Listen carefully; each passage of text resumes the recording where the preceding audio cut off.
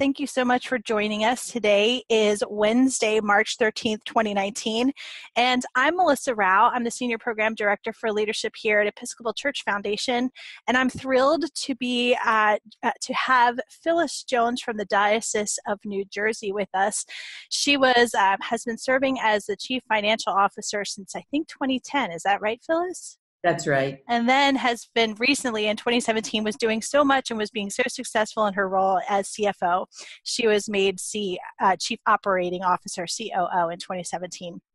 So I met Phyllis just a couple months back at something called the Diocesan Leadership Initiative that Episcopal Church Foundation hosted, and she just knocked her socks off. And so we're really thrilled to have her with us. She's been writing a little bit about mission-based budgeting, and she's going to review some of the stuff for us. Just a little housekeeping notes. If you have any questions throughout the webinar, feel free to drop them into the chat box, which should be on your lower ribbon. I will be fielding both comments and questions along the way. And so thanks so much for joining us. Phyllis, take it away.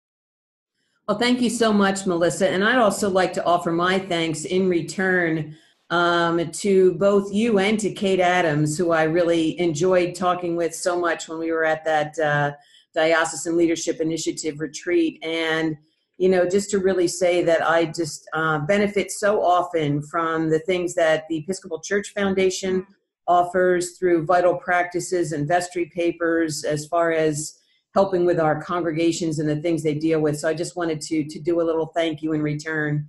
And also to Kirsten, who's behind the scenes there kind of getting us set up. So, great. Well, thank you for that shout out. All right. So good afternoon. I almost said good morning. Wow. Good afternoon, everybody. I'm really glad to have the chance to be with you today. And for this conversation about mission-based budgeting, which I do very much consider to be an exploration in discipleship. Discipleship has been a huge focus here in the Diocese of New Jersey, as you'll see in a little while from some of the materials that are here. So just to kind of give you the lay of the land, we're going to go through this in basically three parts. And the first part will be pretty much the why. Why would we do mission-based budgeting? Why would we make the effort to do this kind of a different kind of a presentation? The second part would be just a real brief, sort of a primer on narrative budgets versus mission-based budgets, just to make sure that we've got some clarity around what it is that we're doing and why they're different. And then we'll get into the real meat and potatoes of the how, based on the example of what we did here in the Diocese of New Jersey. And in between each one of those three segments, there will be a time for us to answer any questions or share any comments that you have. So as Melissa had said, as we're going through, if you can just put those things into the chat box, then she'll be all ready once we get to the breaking point to be able to go through those. So, having said that, we will launch into why mission-based budgeting. And the main reason that we discovered here in the Diocese of New Jersey around the why of mission-based budgeting is all about changing the conversation. We talked very early on about the concept of resourcing mission versus just looking at a budget as just a drain on expenses or a drain on revenue. But then we really as we actually got into the practice of mission-based budgeting and discovered how much it changes the conversation itself actually became just as important, if not perhaps even more so than the actual outcome. So that's what we had discovered here. So this was a statement that I had made in one of the articles that I wrote, and I very much believe, and I think it really will resonate with those of you who present budget documents, is that there are, especially in vestry meetings and diocesan council meetings, there are few documents that get more attention than the budget does. And every single time we review that document, we do have an opportunity to bring ourselves back to our own articulation of our understanding of God's call to us and how we are responding. And, literally to reflect on how we put our money where our mouth is or not. So when we talk about changing the conversation, we want to talk about changing the way that we think and talk about money. You may recall that it's often said that the only thing that Jesus talked about more in the Bible than money was when he told us, do not be afraid.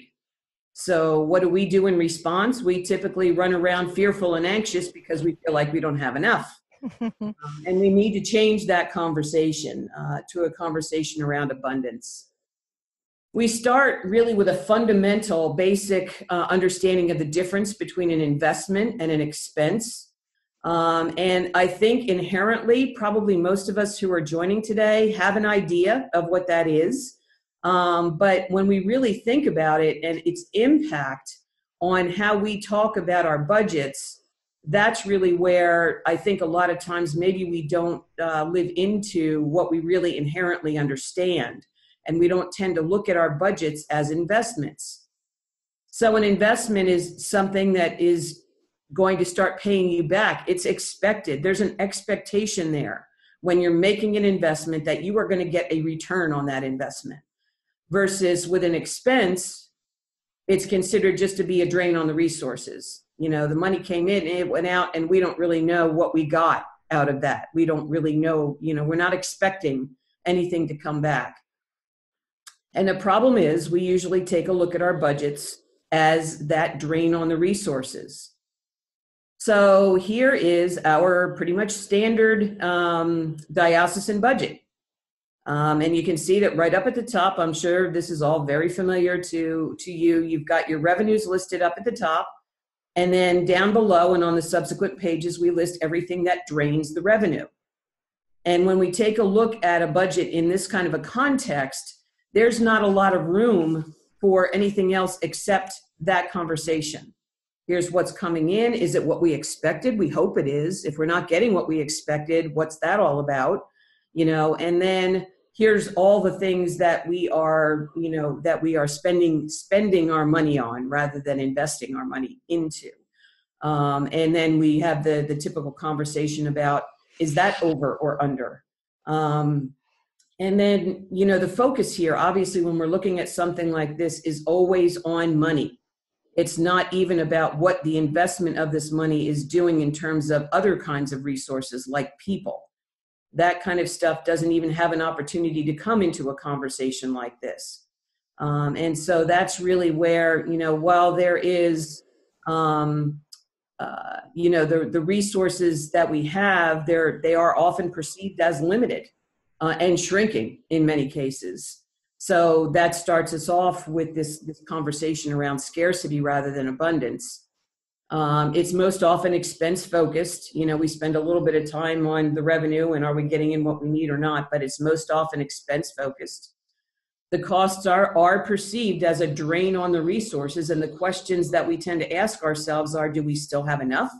And how fast are we draining what we have? And then obviously, where are we over or under budget? So we can make sure that we don't exceed the amount we've said we were going to spend. The conversations here are often characterized by a philosophy of scarcity, and they're generally accompanied by anxiety, especially when the budgets are being developed. And last but not least, I do want to note that they do have applicability to fiduciary responsibility in our culture. So people don't walk away from our webinar today saying, oh, I heard the CFO from the Diocese of New Jersey say that conventional budgets are garbage. That's not what I'm saying here. We do have to have, that accountability and that level of assurance that we are sticking with our plan. This was what we planned to do, and that we are sticking with our plan. So the conventional budget presentation is often a good way to be able to have that. But it's all about what leads in the conversation. There really isn't the kind of life that we're looking for in the conversation around conventional budgets. So we want to change that conversation, as I mentioned. And, this statement that you're reading in front of you on the screen right now is something that people in the business world would accept without a question. It just makes common sense that if you're starting a business and your main goal in your business is just to survive, then you're not thinking beyond that. You've kind of built the walls around your own frame of mind, and that, as it says here, sabotages ability to make sound strategic decisions. It also sabotages creativity. And so, the chances that you're going to be able to actually grow and sustain the business go down. So as I said, this is something that we unquestionably accept in the business world. However, we don't seem to translate it to our work when it comes to churches. It's not quite as upfront there. And so I decided I'd play around with this a little bit and see if I was going to flip this statement to a church context. Here's what I came up with. Those who guide a church wanting only to survive, and how often do we find ourselves or others in the position of feeling pressure to do that, are sabotaging their ability to allow the Holy Spirit to inspire them to follow Jesus Christ on God's mission of reconciliation in the world in ways that will grow and sustain their churches. So hopefully we can change the conversation so that this statement makes just as much sense in our context with vestries, councils, committees, whoever we're talking with, as the other makes in the business world. This missional mindset is not new. It's something that's been around for a long time. One of my favorite references within the missional mindset world is Reggie McNeil, who wrote this book called Missional Renaissance. And he talks about 3 basic shifts that we have to make in our thinking from coming out of this, into this, I guess, post-Christendom world that we live in today. The first one is changing from an internal to an external ministry focus. And again, as I'm going through this stuff, I always take this back to how this impacts budget presentations. So I want you to kind of try to be thinking along the same lines as well with the budget presentations that you go through. So when we had, as you saw from, the brief example of the first page of our diocesan budget, we had a whole bunch of listings of ministries there, and so for us to, rather than looking at those things as things that are just things that we do, we have to begin to talk about them as how did they respond to our understanding of God's call to us to move out and join in the work that he's doing in the communities all across the Diocese of New Jersey. So it's not just about this doing. Here we've had this ministry and we always did that. So now we need to be thinking about what is it that God is out there in the Diocese of New Jersey calling us to do, calling our congregations to do, and how do we resource them to be doing that within their communities. So that's a little bit about the internal to external ministry focus. The second one is from program development to people development. So again, rather than saying, here we are in the Diocese of New Jersey and here's what we do, boom, boom, boom, boom, boom, or to flip it into a congregational context, well, here we are at St. Swithin's and St. Swithin's does this, and this, and we would love to have you, come join us and do that. Instead of saying, well, thank you so much. We're so glad to see you at St. Swithin's this week. Can you tell me a little bit about what your passions are, what really turns you on, and, how you see yourself as connecting with, God's needs in the community, and asking people those questions so that we can then help them with their own development of passions that will help us connect further out into the community. So again, it's not just about these programs, these things that we do. It's about the people that we meet, the relationships that we build, and the natural growth and movement of the Holy Spirit that comes out of those encounters to help guide us. And then last but not least, far from least, is from church-based to kingdom-based leadership. And I can think of no better example of kingdom-based leadership than our own presiding bishop, Michael Curry, and the way that he has led us through the concepts of the Episcopal branch of the Jesus movement, following the way of Jesus, loving, liberating, and life-giving ministries, and now into the way of love practices for a Jesus-centered life. This is not looking at even the Episcopal Church on that level as an institution that needs to be preserved.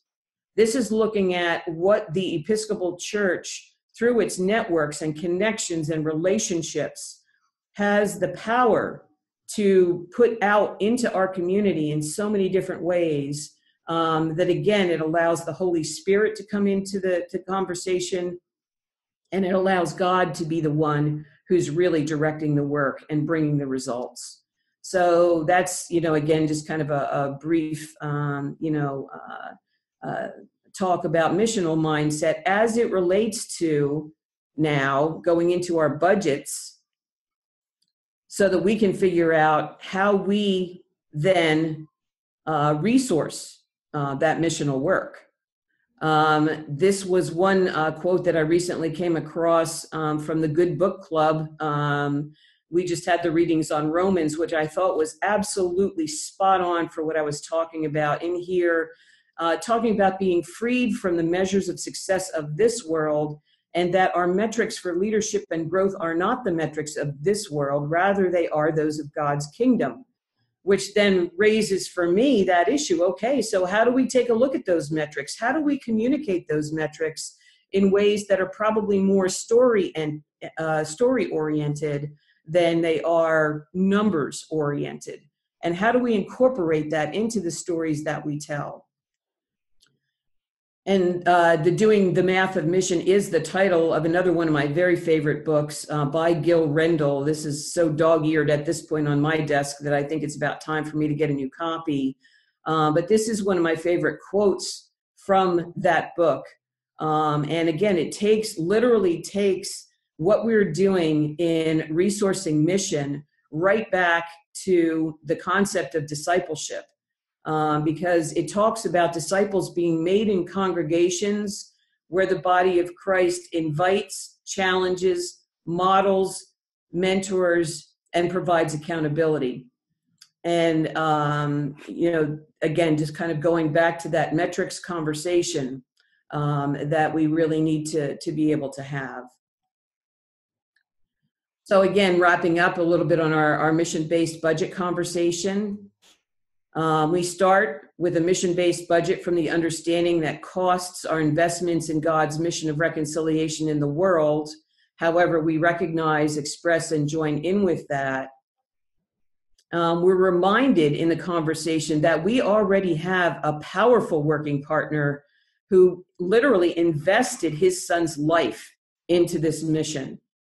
And I love that statement. The cross is the ultimate evidence that there is no length the love of God will refuse to go in effecting reconciliation. He's our partner. God is our partner in this enterprise. And this gives us an opportunity to constantly recognize that and invite the Holy Spirit into the conversation. And he is far more capable than we are of multiplying the return on our investment in helping him far beyond any capacity that we ourselves have. So I'd like to stop there for a moment and just entertain any questions or comments.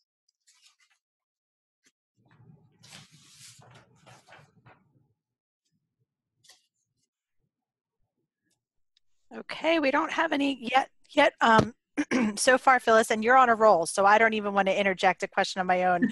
I've got some burning, but I feel like it's probably going to be more appropriate a little bit further down the road. Sure, no problem. I will then continue on with, again, just a real kind of a brief, not sure why this is not advancing. There we go. Guess it just had to wake up. So just a real brief dive into narrative budgeting versus mission-based budgeting, because as I've understood from the past, most folks have heard of narrative budgeting. This is not a surprise. And some of them say, well, wait, what's the difference? And so it's really just kind of a question of how deep that dive goes into the understanding and the narrative behind the numbers, and whether or not you're using what you want to come out with at the end of this as a presentation. Is this something that's kind of going to go in the annual report and be read out at the annual meeting and then never happen again? Or again, is this something that you're really interested in incorporating into consistent conversation? And so you can kind of see on the continuum here 4 different types that I've identified. And this is just from my own experience, just kind of taking a look at the different things I've seen from some of our congregations, some other congregations, and, just in the course of my travels. We start all the way on the left with a conventional budget with narrative support, which really basically is just that conventional budget format that I showed you at the very beginning, as an example from the Diocese of New Jersey, with perhaps some narrative that's not necessarily, so much linked to parts of the budget as it is just a more general explanation of what we're doing in the different areas, that we're getting involved in. So that one is pretty simple and straightforward. The narrative budget then, with a conventional support, starts from something that looks like this. And this, again, is just an example that I picked up, where what we see now is that this particular example cites a congregation that has at least gone as far as taking the different things that they do and putting them into 4 buckets: worshiping, learning, caring, and reaching out. And then they have, gone a little bit further to talk about what these things mean. And I'm sure if I had the flip side of this little brochure, you'd see worshiping and learning first. But now we see the practice of caring, which is one of their buckets. And they talk about what that means and some of the things that they're doing that are part of that practice. And they do say that part of our $192,900 budget supports this, but they don't really go too much further than that. It's really, again, just they're leading in with this, and it's really supported with a conventional budget that then would go through the line items pretty much in the same order, or in the same kind of a way that you saw the ones from the diocese presented. And then, they have also the same thing with the practice of reaching out, a bit of a description what it is, but not necessarily anything that indicates a link between the expenses in the budget and the narrative. So then the next example we have is a narrative with a summary cost allocation. And the components that we have here, some of them are very similar. You can see that there is the explanation component, and there is a little bit more detail about the actual examples of things that are being done. But then in this case, you can see also down at the bottom, there's been an effort made to actually allocate the portion of the budget that is a part of this bucket for this particular church. And that indicates behind the scenes that there's been some conversation about the different types of expenses included in the conventional budget and how they would translate themselves into something like this. And again, bearing in mind that a lot of times it's the conversation that is one of the most beneficial parts about this whole process. So then we move on to what I call an actual mission-based budget. And this is an example from the one that we put together here for the Diocese of New Jersey, where we organized ourselves around the 5 marks of mission. So you can see down at the bottom, you've got proclaiming the good news of the kingdom. This is mark number 1. And rather than doing just a narrative, we did a more of a graphic that showed some of the things that we are doing all across, to promote across our diocese that have to do with proclaiming the good news of the kingdom. But then we also have this part, which is literally taking that conventional line item budget and flipping it around to the point where we have the different groupings that you see in front of you. We've allocated the budget amongst those groupings, but then we also allocate our actual expenses right along with the allocation proportions in the budget, so that this can then become a document that our diocesan council can look at every single month and see If we lead with this, and then we also, as I mentioned, we always have the conventional budget because there are people who need to see that. There are times we all need to refer to that. But when this becomes your lead document and you're talking about how these particular expenses are relating to these particular things that are being done, and you open up the conversation about, it's more predominantly about these things that are in front of us. And are they good things to continue doing? Are they actually helping us live into our mission and ministry? Really, again, if this is what we're saying we're about, how are we putting our money where our mouth is? That's the difference. And this can then become something that is a working document that takes advantage of every single one of those times that we're reviewing the budget to be putting this stuff out in front as really primary. And injects a whole new level of life into the conversation. So that's basically the, quick and dirty on the differences. And again, I would just open it up if there are any questions or comments. I have a comment, and feel free, anybody remember that chat function? If you'd like to ask a question, feel free to type something in there and I'll field them to Phyllis. But Phyllis, one thing that has impressed me so far is the presentation itself. I'm not a numbers person. I don't get inspired by a spreadsheet or a financial statement, but I am inspired by your very presentation. And I'm just curious, it's just a logistic question. Did you do this, or did you do it in partnership with, say, your communications person at the diocese? Who did this? The presentation itself was one that I developed. With all the graphics and everything? Yeah, and so wow. What I did, and I'll back up a little bit here. So as I mentioned to you guys when we were, preparing for this, I also use Prezi as a presentation software. Mm-hmm. This is actually one of the Prezi graphics. And so what happens in Prezi is in each one of these little circles, you would have an opportunity to put something in there. And when you go through the presentation, it kind of bounces from place to place and zooms in and out and gives you all kinds of wonderful things that you can do. But then at the end of it, it has this slide where everything that you've put into the Prezi presentation is all there. And so when I thought about, because I am not a graphic designer, I need some help there. So they have so many different presentations at this point in time that I always go back through their themes to find different things, and you'll see some of them a little bit later on when I go through all of the different the different parts. That's super helpful. I was just thinking, I'm like, gosh, what a talented person. But you're right. There's a really great tool out there, and there's a tool for everybody. So you don't necessarily have to be very creative to make something that looks awesome and people want to watch. People actually want to see. And so I feel like that's a great approach. Let's see. Okay. Someone's asking, will the presentation be available for us to share with our vestry? The answer is absolutely yes. We're going to have this entire presentation recorded and posted online. You can get that from Facebook, or you can email us.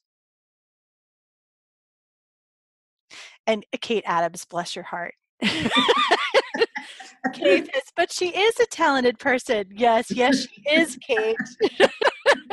We do know that. And it shouldn't feel like someone has to feel that they can't do this too. Right. And I do appreciate you bringing that up, Melissa, because I know that a lot of times, looking at something like that, I remember the initial inspiration that I got for that idea came, not surprisingly, from an ECF Vestry Papers article where they talked about, it was one of the churches out in California, one of the big churches out in California, who did a graphic presentation like this. And there were samples of it up there. And I thought, wow, this is really cool. I wish I could do that.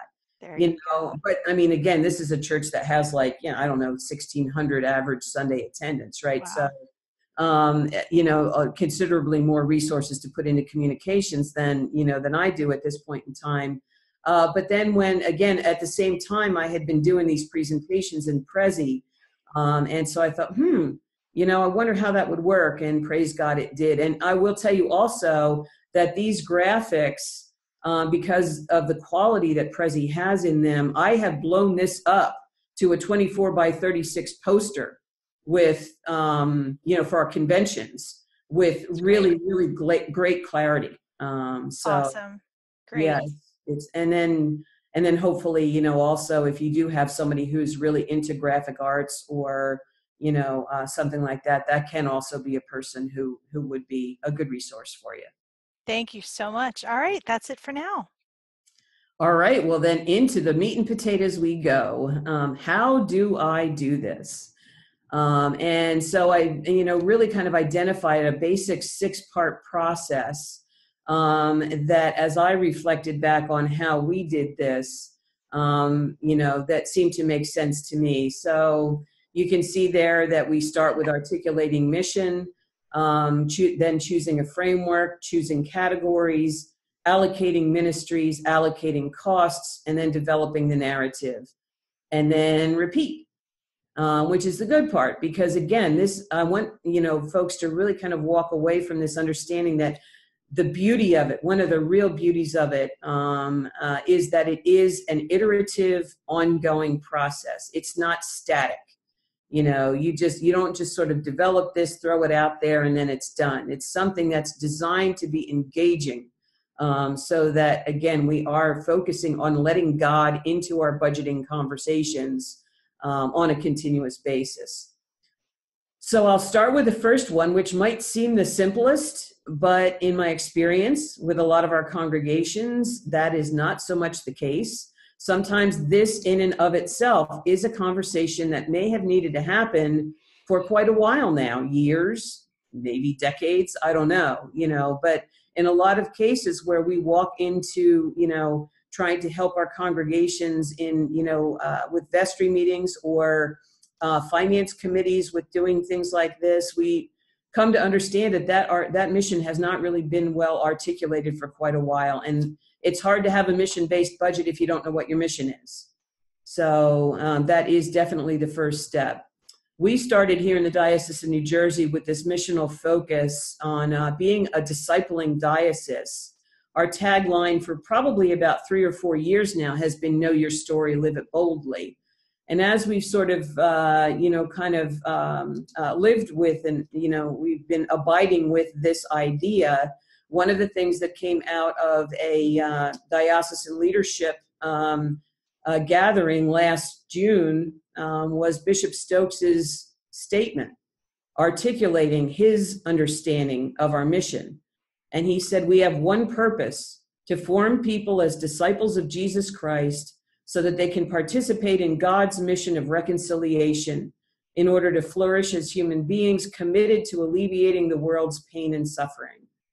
And so that was really a watershed moment, I think, for our diocesan leadership, to have that articulation come out. We had, and when I say it was a watershed moment, I don't mean to say everything automatically fell in place and everything was wonderful and beautiful from there. What ensued was this incredible conversation around what does it mean to be a disciple of Jesus Christ? And how do we then empower our congregations, again, remembering we're looking at this from a diocesan standpoint, understanding that mission needs to occur locally. Our role is to empower our congregations to do this, so that our congregations can take a look at this purpose and say, okay, if we are, adopting this, then what resources do we have in order to be able to do this? Because quite honestly, this is something that a lot of us haven't really talked about or done in a very, very, very, very, very long time. And so we did wrestle with this for a while, and then we came up with this concept of schools of discipleship as being, our overriding mission. So we got to that point, and now we needed to choose a framework within which to evaluate how well are we doing in living into this mission that we've now adopted. And so we have for quite a while, as I mentioned before, evaluated our budget. I mean, even before we came up with that particular mission statement, we had already been evaluating our budget in terms of the 5 marks of mission, as a way to articulate the things that we were doing, even before we, as I said, clarified. We had that idea, about empowering our congregations, but just didn't have the statement. Now we have the statement. That one of the things that really did just fall into place was the fact that we had been working with the 5 marks of mission, and that's a very natural way to express how are we doing with discipleship, because the 5 marks of mission, as listed here, which also correspond quite closely with the 5, what they call lifestyle creeds in the baptismal covenant, really do a good job of allowing us to evaluate these areas of discipleship and how we're supporting our congregations in living into them. So this was our framework. It was already there. So the next thing we needed to do was choose categories across each framework, across each mark of mission, that would help group our expenses into meaningful buckets that could be consistent across all the categories. So you remember, again, we had our regular budget that had all those many, many, many line items. There was 6 pages worth. You only saw the first one. And then we had to decide within these things that we have here, how does it make sense to group these things so that we can be consistent and concise across all 5 marks of mission. And so these were the groupings that we eventually came up with. There are 14 of them. And it really kind of helped us, again, recognizing that this is not only going to be sort of a mission conversation document, but it's also going to be, needs to be meaningful for our diocesan council, our finance and budget group, our trustees, to be able to see meaningful groupings of the expenses that we have. So we have our direct assistance to congregations, which is mission assistance to a number of our mission congregations.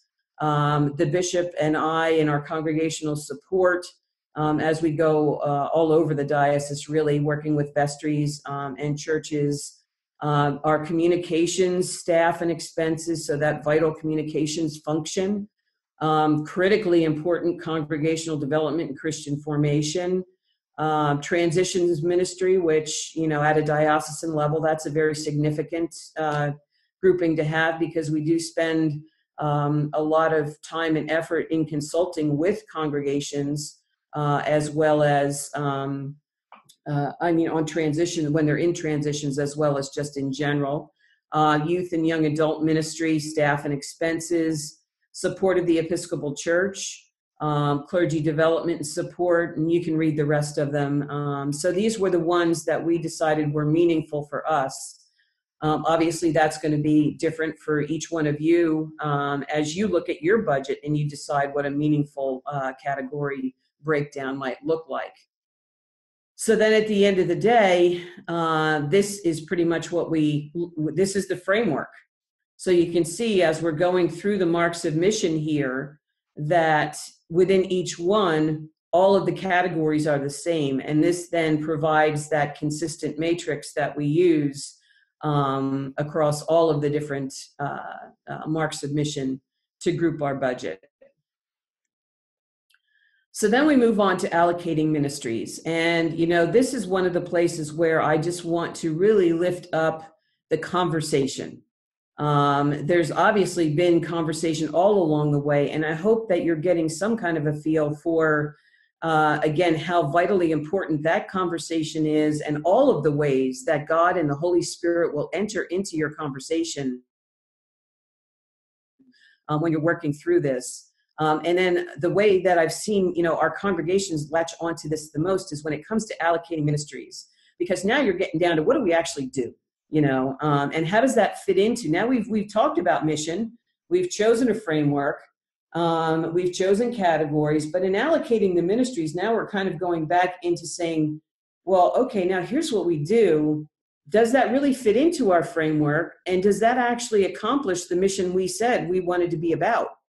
And so all of this becomes a part of this conversation. And so when we did this conversation at the diocesan staff level, We did it with newsprint up on the wall. We had mark number 1, mark number 2, mark number 3. We just did the newsprint up on the wall, and we took more than one for each mark if we needed it.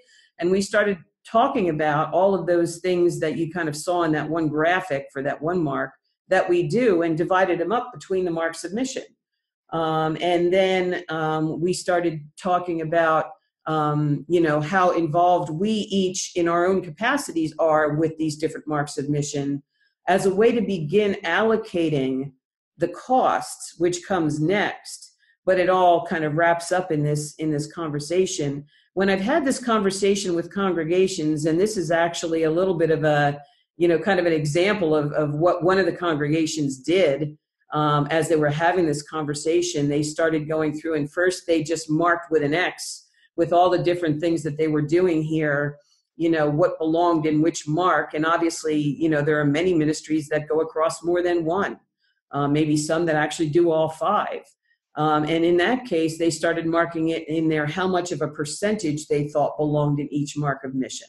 So that's where you see the numbers. So you can see it was as simple as just putting this, this together on a spreadsheet, and then just kind of going through and having the conversation. Vestry and finance team together, however it works. And this conversation, when I've been together with congregations doing it, typically starts off very slow. I remember doing one where there was the newsprints up on the wall, and I gave everybody around the table markers. So they could each get up and wander around and write what they felt like. And it seemed to take forever for the first person to get up from the table. And she picked some real low-hanging fruit. She went over to proclaim the good news, and she said, well, I guess maybe Sunday school belongs here. I was like, yeah, good, that's good. And she said, but wait, it's also teaching and baptizing. I said, yep, so write it over there too. And she went over and she wrote it. And then gradually more people got up, and they started, and pretty soon everybody was up with their markers, wandering all over the room. Well, what about this? And what about that? And and then we added a little bit of a tag on the end. Well, what about the things that you're not doing that you would like to do? Where would they go? I told them at the end of it all that I wished that I had my recorder on my phone going during the time of the meeting, because even if you couldn't make out any of the words, you would have heard a decided increase in the volume, in the noise level in the room, and the excitement. As part of doing this conversation. So here we are going back to these things that literally are talking about the mission and ministry that we're about.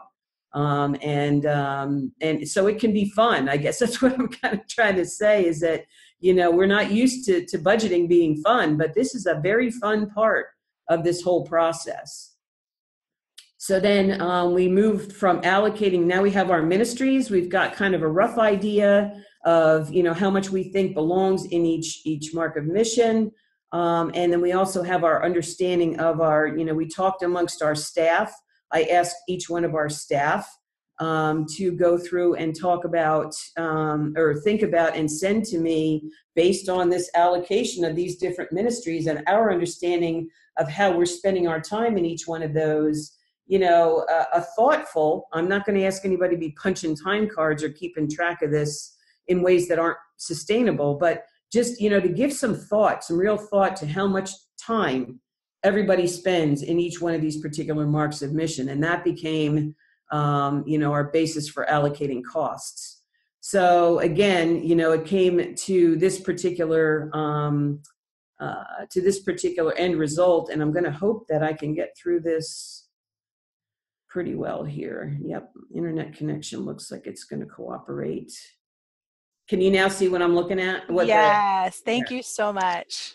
With this being our conventional budget, so this is the part that I was talking about that just came straight off of our financial reporting system and exported into Excel format so we could work with it. This is the matrix that I was talking about, where we just take all of the budget line items, starting right from the top to the bottom, just listed in numerical order with no breakdowns, but they are connected. They're linked to the numbers that are on this sheet.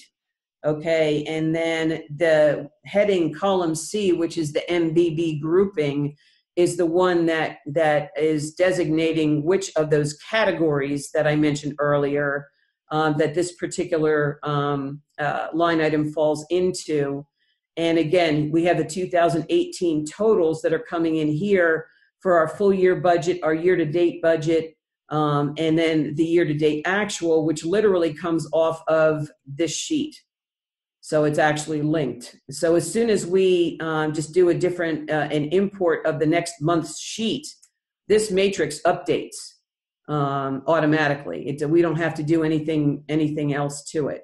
And then again, here's mark number 1, proclaiming the good news of the kingdom, for line 10, which is our mission congregation direct assistance to congregations allocation. We had 35% of that in mark number 1. So it prorates all of these numbers by the 35%. And then again, over further, I don't know if I can move, but yeah, I guess I can move over that way. You can see, all of the marks of mission and the different allocations that they have for each line item. So that's where we got to that point. And then based on these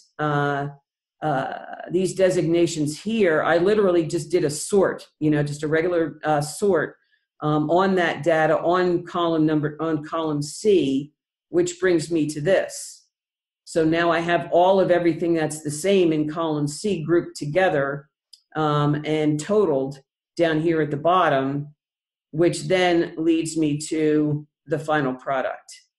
And again, all of these are linked, so that what happens is now anytime I go to update these numbers off of my actuals, it goes all the way through to here. Everything carries through the calculations all the way through to here without me having to do anything other than that. Or I shouldn't say me, it's actually Sarah Page, who's my controller, who does this.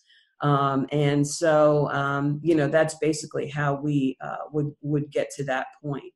So I am going to hop off here, and I am going to hop back on to this one.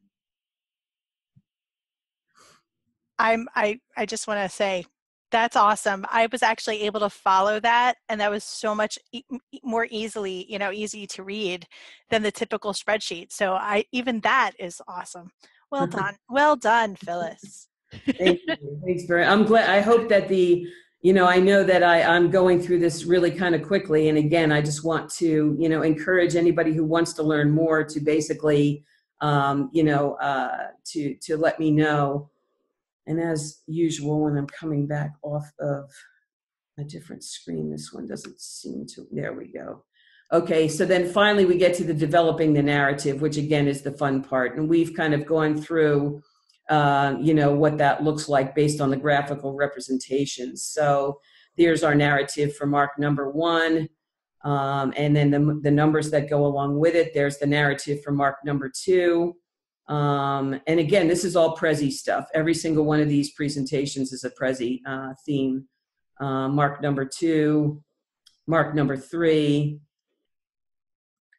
mark number 4, and mark number 5. And that got us through that, through to the end of it. And now we get to the point where we've got, we're going back again, after this has been done. This is a continuing conversation.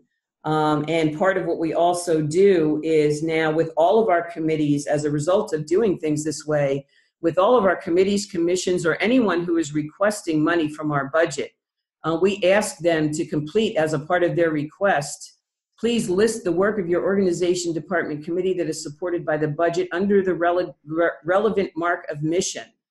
If a mark is not relevant, indicated as not applicable, please provide examples and as much detail as possible. This is where I get the information that goes into my narrative. Because again, as a diocese, I'm not always directly involved, in what's going on. So for me to get a good picture and continually be able to tell the stories in their updated versions, I need this.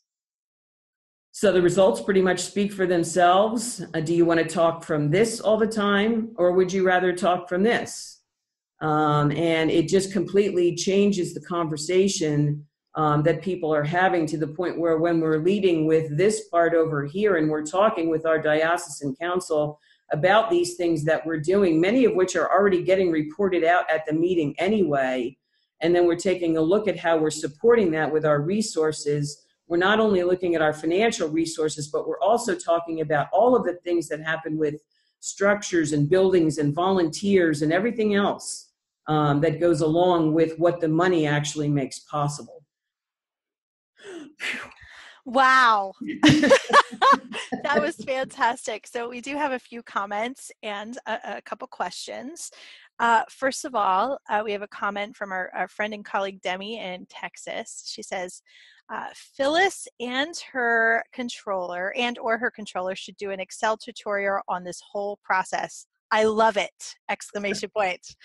And she finally understands that percent refers to how much of the budget any given line item is allocated. Right. Yeah, right. That's great. We have. I would be happy to do that at some point in the future. I think that could be a good follow on to this one. For sure, I love it. We also have a question. What's the greatest challenge in helping the diocese and or its congregations to use and understand the shift from your conventional budgeting to your mission-based budgeting? Any hiccups along the way? Always, yes, there are. I think that really focusing away from the conventional mindset, the scarcity, letting go of fear and anxiety long enough to allow for the chance that this process could actually work.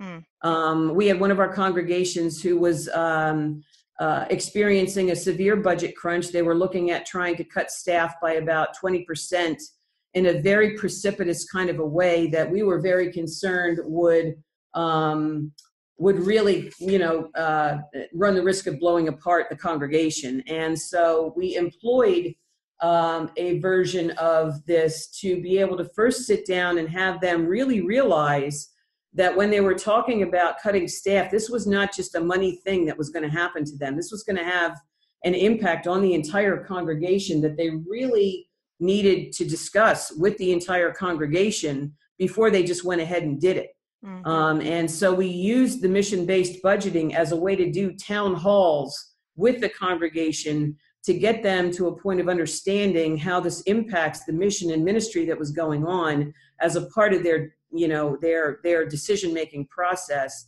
They followed on to that with doing renewal works, which I thought was an excellent idea for them to get better grounded in where they were spiritually. And they may still come to a conclusion that they need to change something, but if they do, it will be after having gone through a clear understanding of what the impacts of that are likely to be.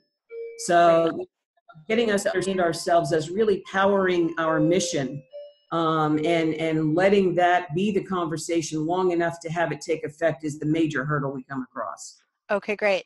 Would you say that you've been able to see any impact so far? Absolutely. Yeah. Again, this one congregation that I just talked about, I think was one we have used this, 5 marks of mission model with a number of different congregations. We have a few congregations that are in the process of affiliation right now.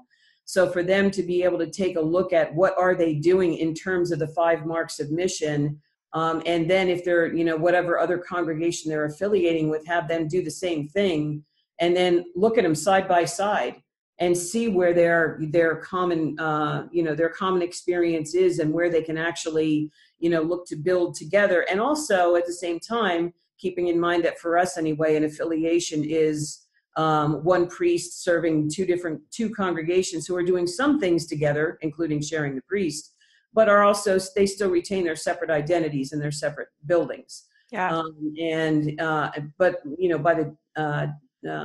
Since they often do things together, there is some kind of a melding that's going on there. So to go through this exercise with them is often very helpful in getting them to understand their own mission and ministry and what their joint mission and ministry might be a little better. Okay.